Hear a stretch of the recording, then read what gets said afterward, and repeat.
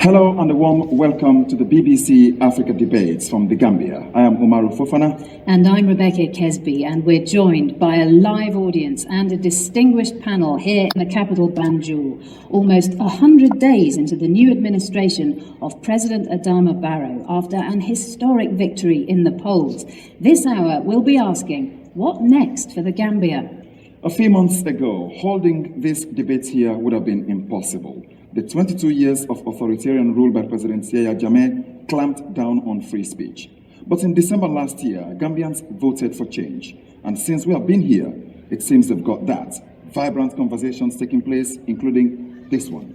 But there are many challenges ahead for this new administration and the whole country. Expectations are high. So can the new government deliver, and what should be its priorities? Wherever you're listening, you can join this discussion and share your suggestions, experiences and comments on Twitter. Our handle is @BBC Africa, and remember, use the hashtag BBC Africa Debate. We'll make the panel in just a moment, but first, let's get a sense of what the people want from the new government. Our audience here include market stall holders, politicians, students, a whole mixture. The top priority for me would be a total overhaul of the system and to set up proper structures for accountability and transparency. We need to create job opportunities for the youth. My top priority is the electricity. The energy sector has a big crisis and it needs to be solved very urgently. My top priority is good governance. I would say, in terms of what we're saying about tribalism, we need to give equal opportunities, both gender and any tribe that you belong to. We need to work on the economy. The economy needs to be fixed. I think we need a structural change. Once there's a structural change, everything would fall into place. Okay, so some pressing concerns there from the audience. Let's meet the panel. Mohammed Ibn Chambers is the head of the United Nations in West Africa and a former head of the West Africa regional grouping called ECOWAS. He's a consummate diplomat. Ambassador, by the way, quickly before I go to the other panelists, I understand you are very much involved in negotiating President Jammeh's exit. How was that like? Well, the priority for the United Nations was to prevent yet another crisis in the West Africa Sahel region. So for us, we were very determined. We wanted to engage all stakeholders, including former President Jammeh, to understand that it's up to the people of the Gambia to decide who their rulers would be. And so every opportunity should be created to give the Gambian people a genuine opportunity through the elections that were scheduled in the Gambia. Of course, dealing with President Jammeh was not always easy. Often even getting access to him was difficult, but we persisted. Thank you, Dr. Chambers. And we are also joined by Madam Yasin Senghor. She is a legal practitioner and the vice president of the Gambia Bar Association. Gilles Yabi is a political analyst from Benin, but is based in Dakar, Senegal. Demba Jao is the information minister of the Gambia. And Mr. Minister, you've heard from the audience there, their priorities. What are your priorities as a government? Actually, the priorities of the audience seem to reflect the priorities of the government as well. We are interested in getting the economy fixed, as well as national reconciliation, and virtually all the things that have been mentioned here by the audience. And to you, the audience, do you feel any sense at this moment, we know these are early days yet, that the government is meeting your aspirations, your priorities, which the minister says are in tandem with yours? What have you seen in the first 100 days that has impressed you? My name is Abdul Karim Sani. Actually, my observation as an observer on Gambian political scene for the past 20 years is that nothing actually changes. It is a recycling of old wine in a new bottle. Okay, hasn't seen the changes he wants so far. Anyone agree with that? Your name, sir? My name is Almami Fandingtal. I'm also a legal practitioner. Just to hit on his point, the more things change, the more they remain the same. I think the current government is having a crisis of confidence, a crisis of competence as well, in the sense that the way development was done under Jammeh seems to be gradually repeating itself, because the same ministries are in place, the same approaches of a police state, of a controlling state, instead of a country that is on the verge of a great transformation. Some people listening might think you're not being fair. He's not been in power for 100 days yet. I mean, it's still early days, isn't it? Indeed, it is early days, but the signs are not propitious. I understand only last week was the first time that there was a cabinet meeting. So this kind of crisis is unnecessary and is unforced. I really think that if we are going to leave this change, there needs to be a new confidence of doing things different. You use the word crisis. Who would agree that this still constitutes a crisis? Who would say that it's too early to tell yet? Yes, sir. Yeah, my name is Bakari Kwati. I'm a final year law student from the University of the Gambia and also the host of a TV program called The People's Platform. My problem with the current government, I think, would be that the speed that the government is taking in terms of solving the crisis that we've been faced with during Jammeh's time.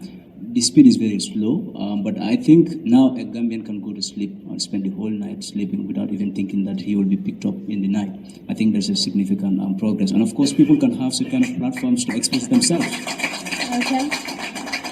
A lot of people clapping that. Yes, sir. My name is Jibairu Jane. I am a Gambian journalist. Expectations are high, but people need to understand the dynamics and processes of change. For the past 90 days or so, we the journalists can comfortably say that the Gambia has changed because we have absolute freedom of speech and expression. And I think that is one barometer that we can use as members of the media to gauge the progress of the Barrow administration. Yeah, getting a response. Yes, madam. My name is Monica Davis, an actress. Yes, there is a change. Like they said, you can sleep and not get picked up. But I think there is more work that the security have to do in the framework of the law, because there are a lot of things that is happening. People are being killed and... Really? Yeah, people are being attacked. So I believe that if they do... People agree with that? Yeah, I believe a lot of attacks in the community, if the police are doing their work in terms of patrol and stuff like that, things will be in the right direction. Let me ask you, 101 days ago, would you have felt comfortable coming here and having this debate in this room? Not really. You wouldn't have been here. I am Pastor Forbes. I'm a pastor and a TV presenter. And all I just want to say is we need to know the vision of this government.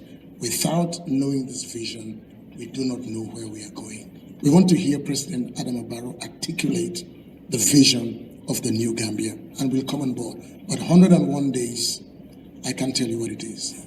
Demba Jow, as Minister of Information, is there a disconnect, or are people being impatient, or are you not doing your job of setting a blueprint, so to speak, to tell Gambians what you plan to do for them?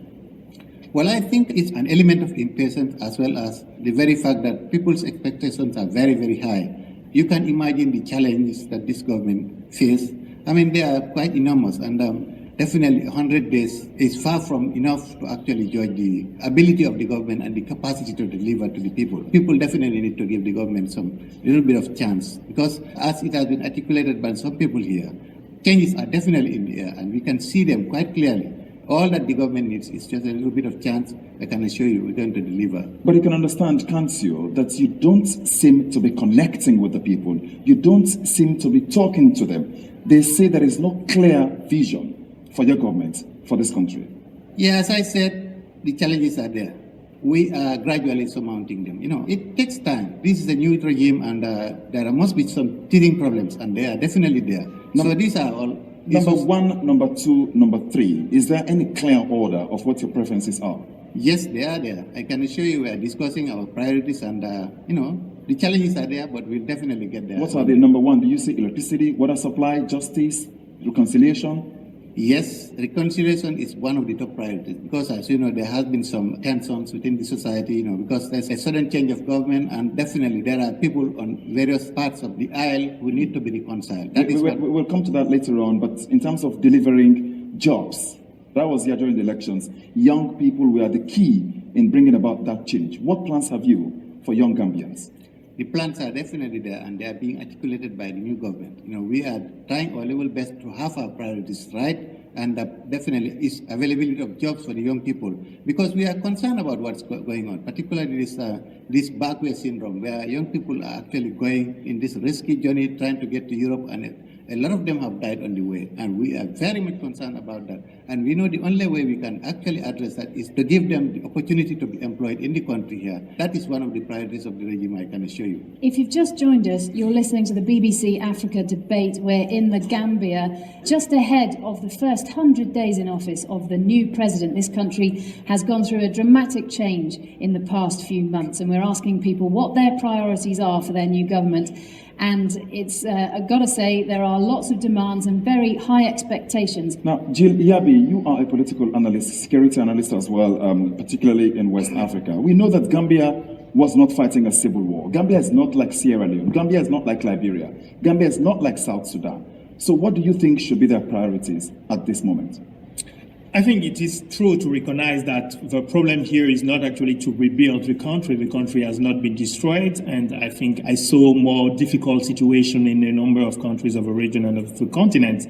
I think here the first thing is probably still security, managing the transition from the former system to a new security system. So managing that in the short term, and I think with a lot of involvement from the international community, the UN and Dr. Chambers has played an important role. ECOWAS also, of course, have been playing an important role in security management.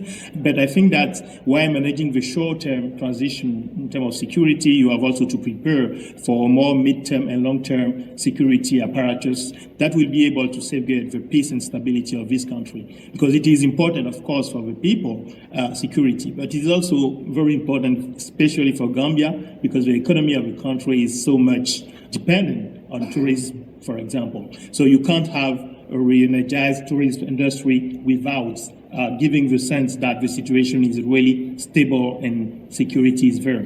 So security will remain, I think, a priority, but the minister just mentioned political reconciliation. I think that it was a good step, the fact that we already have these legislative elections, and that actually it was inclusive in the sense that some members of previous or close people from the previous presidents were able to compete again. And I think that is important. And I think it is very important to make a distinction between political reconciliation and justice. I think it is important to clearly isolate the issue of specific crimes that have been committed, and to make sure that this is not, it's not national reconciliation. We are talking about specific crimes, and that should be isolated from the issue of political reconciliation. Yes, we are coming to that later on in the program, but I'd just like to bring in Dr. Mohammed Ibn Chambers. You are a consummate diplomat. You were head of ECOWAS. You are now head of United Nations in West Africa. Surely Gambia cannot tackle all its problems by itself. What are your own priorities at United Nations level in getting Gambia back on its feet again? The United Nations will work very closely with the new Gambian authorities. But clearly, we have to, first of all, stabilize the country. And this is where security sector reform is important. Security sector reform needs the collaboration of the Gambia, working with its partners, immediate partners, the ECOWAS, the African Union. But certainly, UN is determined and willing to play a very important role. So is, for instance, the EU. And on that, a team of experts are being mobilized as quickly as possible to be deployed here to talk with all sectors involved, military, police, but also, of course, judiciary, the prison sector, immigration, customs. So a comprehensive security sector reform that will put the new security apparatus fairly and squarely in the framework of respect for rule of law and due process. So is that where the UN will put its money into first? That's one area that we are immediately looking at. Second area, of course, is quick recovery and development. The transition process dislocated the economy, it slowed down even tourism. How can we work with the new Gambia very quickly identify some quick impact projects that can create opportunities for young people, for women, jobs that the people are crying for, and that is doable. And to achieve this, the UN will facilitate the World Bank, the IMF, the African Development Bank. all the development partners. The EU has been here already. How can we identify some very quick areas that we can help the economy to pick up? Dr. Chambers, thank you for that point. As you were speaking, this gentleman was nodding vigorously at what you were saying. Your name, sir? My name is Daniel. Well, all I have to say, let them consider the youth and try and create jobs for the youth.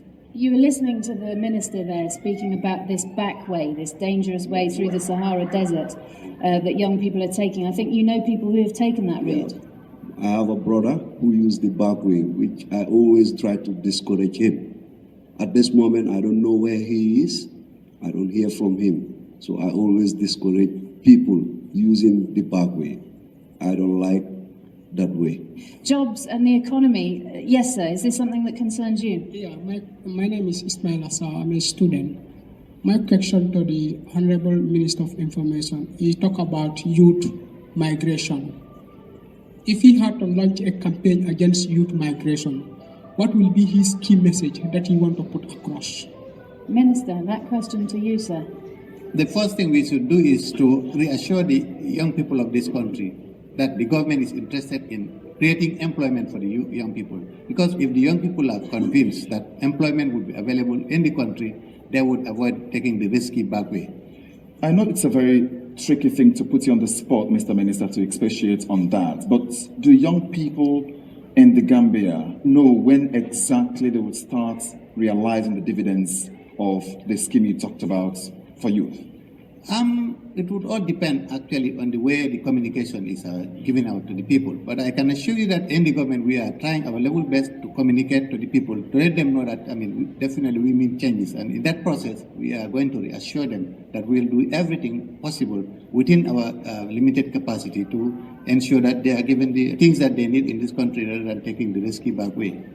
Yasin Senghor, you are a lawyer. You are the Vice President of the Gambia Bar Association. The issue of justice seems to be coming up over and over again whenever the old regime is being talked about. What will be your own priority for the Gambia? Well, as lawyers, we believe that the priority area should be setting up and having an independent judiciary, which we feel that we don't have at present. There are certain issues, and we feel that there has been a continuation of what was happening previously under the old regime, and we would like to have a serious change in that sector. Yes, madam.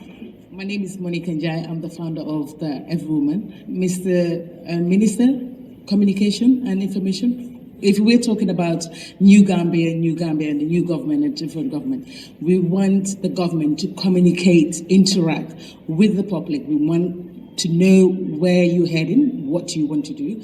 And in terms of communication, we have DRTS, we have the only TV broadcast. We want them to engage more with the government, political debates, let it be open. You feel that hasn't happened so far? It hasn't, because we have to rely on the online media to know what is happening. It is not right. We have the government TV. We know most things from BBC, not from the online media. We want the government to do more. Yeah. You want a more visible presence from the government? Yes. Minister? Well, I can assure you, madam, that we are working towards such a thing. Communication, as you say, is very, very important. Communication between the government and the people. We are certainly working on that, and I can assure you very soon, it will be felt by the people, because we want for people to accompany us in whatever we are doing. It's not a question of we doing it for the people, but we want to do everything that we are doing with the people. So, the communication aspect is a priority, and we'll do something about it, I can assure you. How regularly does President Barrow talk to the Gambians? How regularly does he hold press conferences? And how regularly does your ministry organize press conferences? Again, it's all part of the challenges that we are facing presently. Because, as you know, we are just getting into office, not even 100 days yet. And, it takes time to put all these things into place so that the president and the cabinet and the government in general will be talking directly to the people on a regular basis. So that's where GRTS should come into, because if they don't have access to internet and social media, GRTS should come in. The radio, the TVs, they should know more and more from there. We had some reaction as that opinion was coming through. Yes, sir. Your name? My name is Abdullah Krong. I'm a development studies lecturer at the University of the Gambia. I think the first priority of this government should be geared towards how best they can develop the capacities of Gambian youths and also create opportunities for them in the labor market, considering that the Gambia is a youthful population. And I can say this is the main reason why youths are leaving the country. But still now, they haven't come up with pragmatic measures to make sure that this youthful population are given the hope that the Gambia is a better place for them. Okay, that's an important point. I think it's about 60% of the population is under the age of 25 in the Gambia. Just time for a couple more questions or comments before we go to the news. My name is Papa Yusuf Anjay. I'm the CEO of Unique Solutions, an internet service provider and chairman of Access Bank Gambia. I think I talked about fixing the economy. I mean, I've heard what everybody said. I mean, we're Gambian citizens. We have our voters' cards. I think we also need to exercise patience. We've been in the business community for the last 17 years. It takes a while to build a business. You have to invest. You have to go through challenges to get to where you want to be. It is a healthy debate. We understand that people are eager to get things done. I want to think of it in a different way, that we should not allow just only the government to dictate the pace of development. We are in the private sector, and it's not everything that you need to have on TV to tell people what is happening. I think Uncle Papsen talked about the issue of energy. I can tell you that the government is serious about, I'm not speaking on their behalf, but they've engaged the private sector. So when it comes to jobs, members of the private sector are part of the YEP project. It's an 11 million euro project. We think in the next 2-3 months, the jobs that we're craving for will be created through some of these opportunities from the private sector. Okay. And finally, on the issue of energy, in the next 6 months, with support from the private sector, some of these issues will be addressed. So my general feeling is, yes, we will criticize. Yes, we will connect and tell them that we want things to be done at a faster pace, but it's being done behind the scenes, and I'm of the opinion that we need to be aware of that. Very good point, sir. Thank you. We're asking people to keep it fairly brief. We've got to go to the news. Technically, in just a moment, we're heading to the news. But before we do, Madam, what have you heard so far in the debate that has impressed you? What are your concerns for this country now? Hello, my name is Somanjay. I've been impressed at the upfront nature of the debate. It has shown that there has been significant change in how people are feeling able to express themselves. However, in this, it's also shown that there are significant gaps in confidence and in communications. And I think there is a disconnect with perhaps outdated modes of communication. If you can't connect and communicate, how are you able to deliver what the public wants? I think that that's an area that really the government should focus upon with immediate haste. You're listening to the BBC Africa debate this month from the Gambia as the country redefines itself after 22 years under Yahya Jammeh. We are here with our live audience and panel. Mohammed Ibn Chambers from the United Nations, Demba Jao from the government of the Gambia, Yassine Senghor from the Gambia Bar Association, and Gilles Yabi, a security analyst from Benin based in Senegal.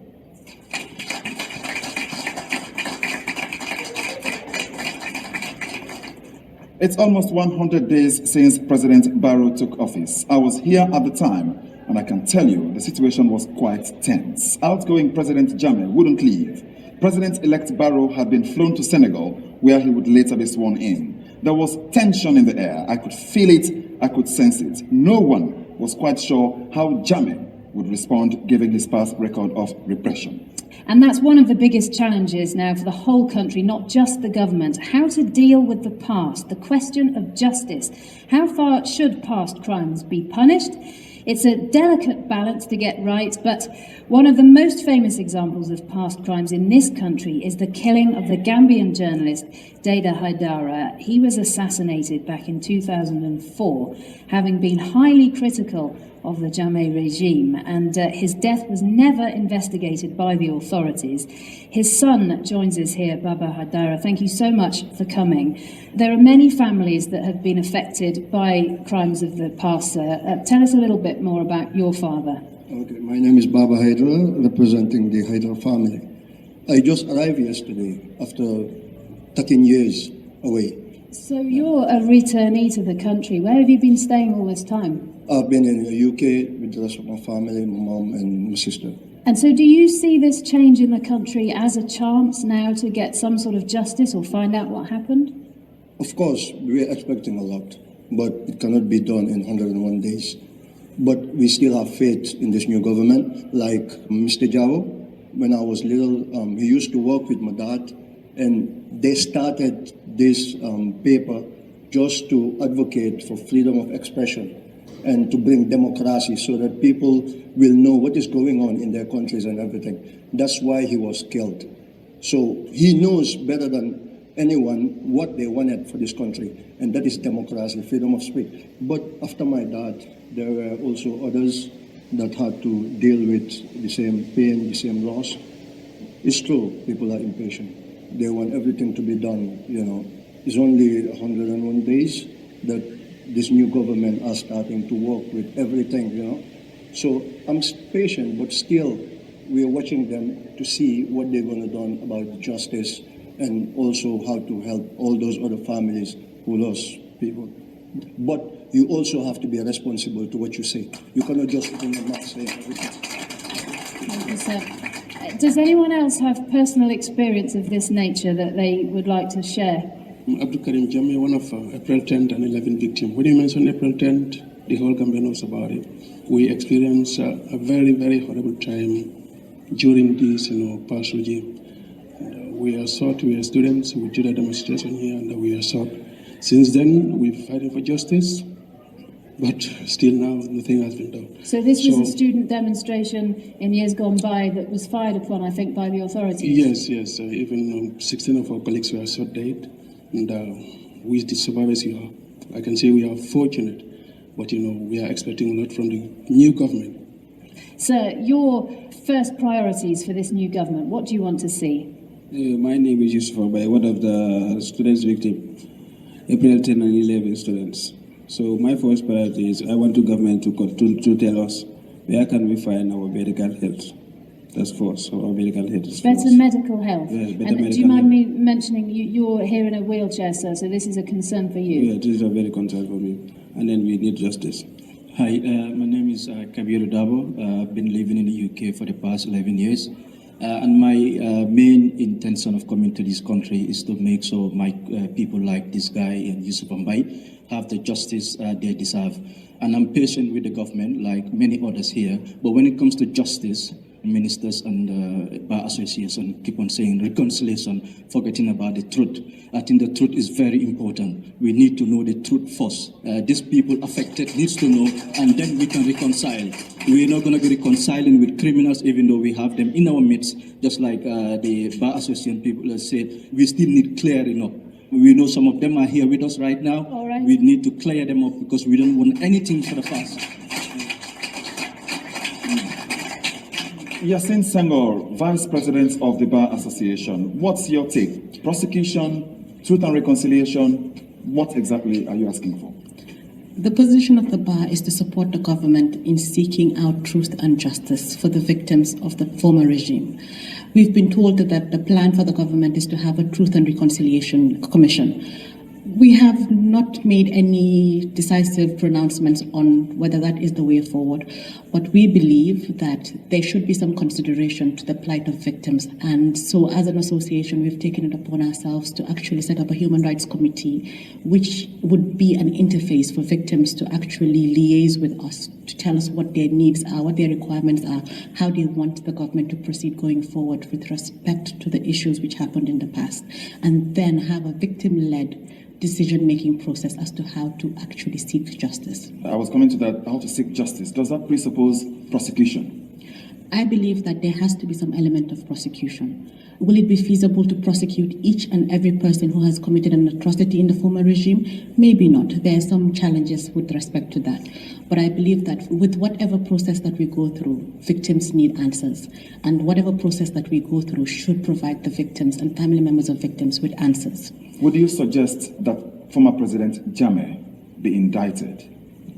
I believe that we should have a thorough investigation into what has happened in the past, and I believe that When we gather the evidence, then the decision will be made as to how feasible it will be to prosecute him and what the forum should be for prosecution. But I do believe that if we can establish those cases, then we should proceed with prosecution, because I think victims need to have some sense of closure. And the only way to get closure is to see that justice has been served. Dr. Chambers, you flew into this country literally a day after the results were announced. I remember at the time when you came here, among other things, you called for the setting up of a Truth and Reconciliation Commission. Having listened to what the speakers have been saying here, including the Gambia Bar Association, what would you rather see in the Gambia regarding justice? A Truth and Reconciliation Commission, prosecution, an international tribunal, municipal courts? What would you want to see done here? As you have said from the beginning, the UN has been in favor of accountability and also promoting reconciliation and national unity.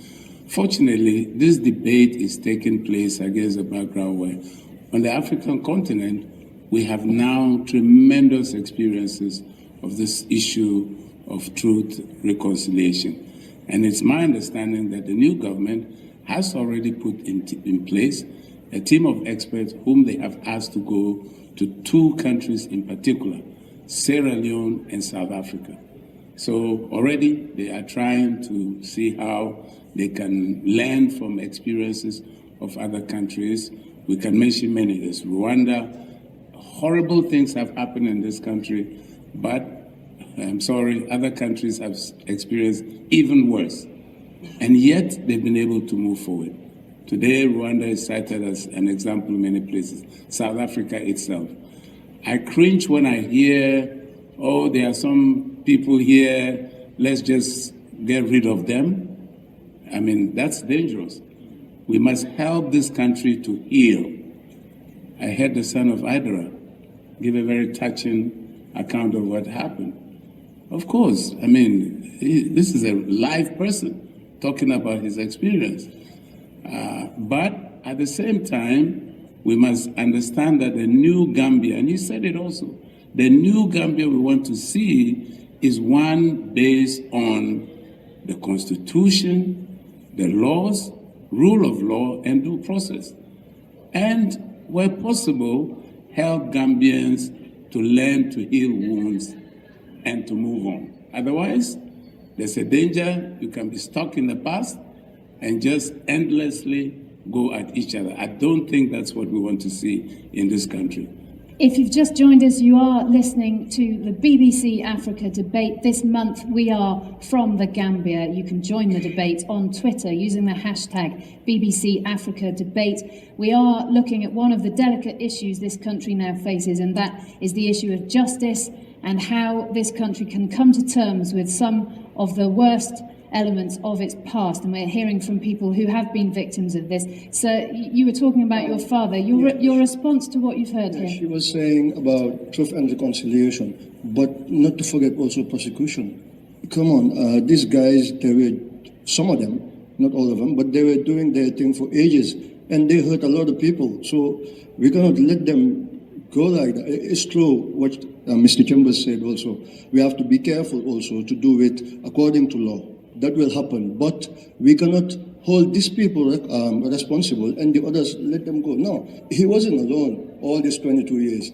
Come on, there must be still people around who are walking free, and they must be accountable to the crimes that were done all these years. You want to see some punishment? Yes, madam. My name is Monica. I'm talking about personal experience. My experience was just tip of the iceberg. It was minor, small. I flew into the Gambia on the 10th of January, thinking everything is kind of like okay. That was the state of emergency time. I was arrested on the 18th and detained at the NIA for 3 days for taking a picture. I don't know, taking a picture. I was taking a picture of a woman struggling to get out of the Gambia. So this is by the intelligence agency. They saw you taking a photograph. Yes. They stopped you and they arrested you for that. For 3 days, and no one knew where I was. And thank God to social media again. So you're saying this is the tip of the iceberg? This is the tip of the iceberg. Because people looking at Yusuf Mbai, Abdul Karim, the list goes on. The missing ones. This is the tip of the iceberg. Sir, you wanted to say something? My name is Jibairu Jane, a Gambian journalist. I think for this country to move forward as one nation, we need to breed an inclusive culture, tolerance to one another, and acceptance of divergent and dissenting opinions. Thank you, sir. Thank you very much. Again, I just want to go back to the point Mohammed Chambers made. I think when people give examples of past events, they forget about Germany. You spoke about Rwanda and other countries. They're progressing well, but the best country that have progressed after a dictatorship, a worse one, is Germany. And how did they go about it? Did they leave people that were torturing their people, putting them in gas chambers? They prosecuted everybody, and they put a benchmark in the continent that they're not going to tolerate anything closer to that.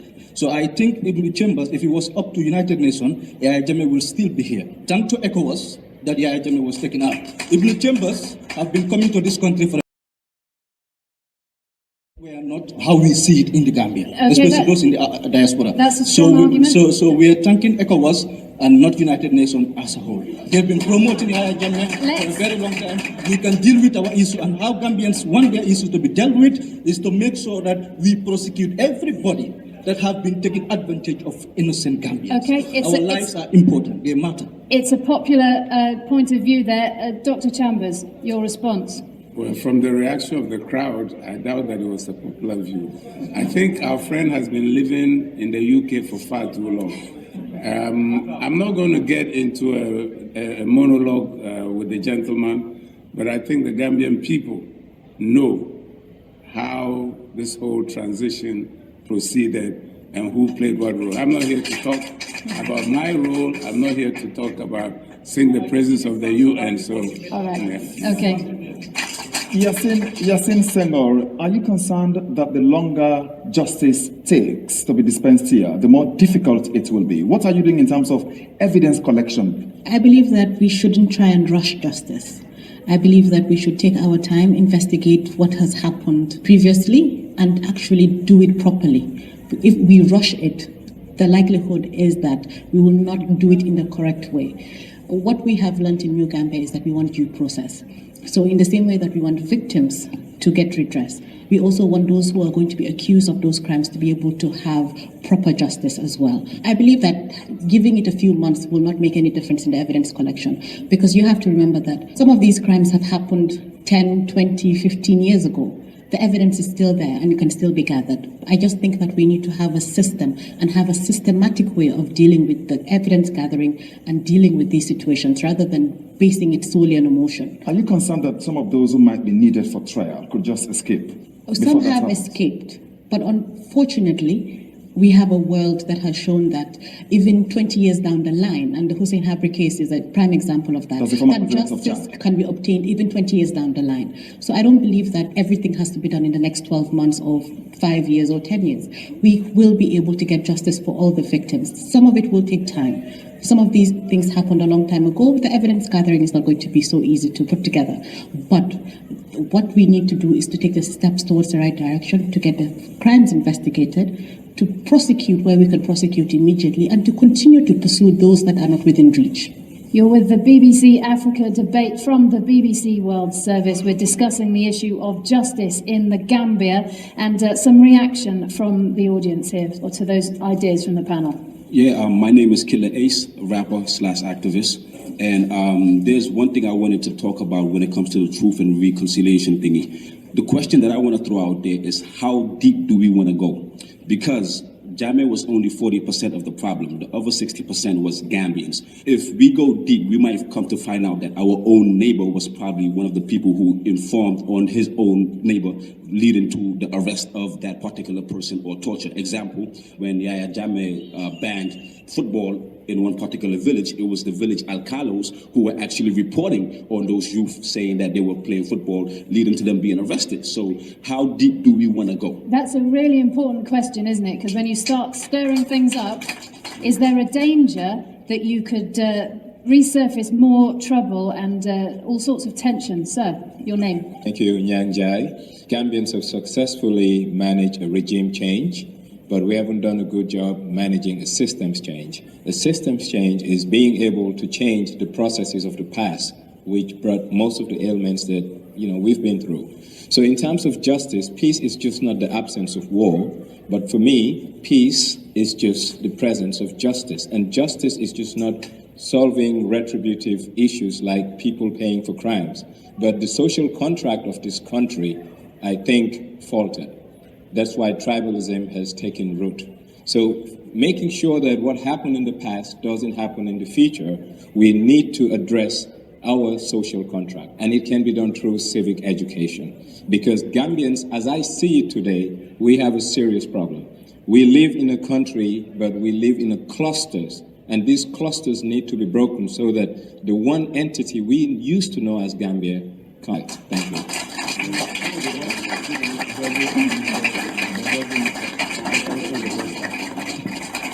Yassin Senghor from the Bar Association, does Gambia have the system in place to ensure justice? I believe that we have the ability to develop a system that will ensure justice. Meaning the system does not exist?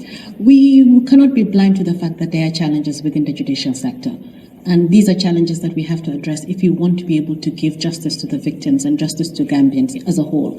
But I don't believe that these are challenges that cannot be overcome. So I believe that we have the capacity and we should be able to provide justice to the victims. Are the systems perfect to allow us to do that right now? I don't believe so.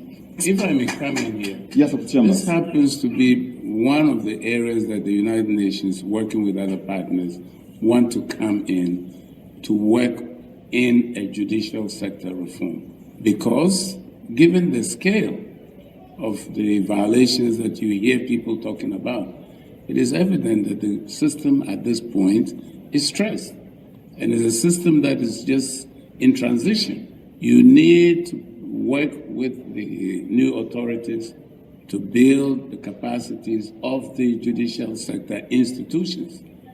Then when you get to that point when accountability has to be ensured, you have systems that can work efficiently, effectively, and according to due process. Do people here feel they have faith in the system as it stands in the Constitution?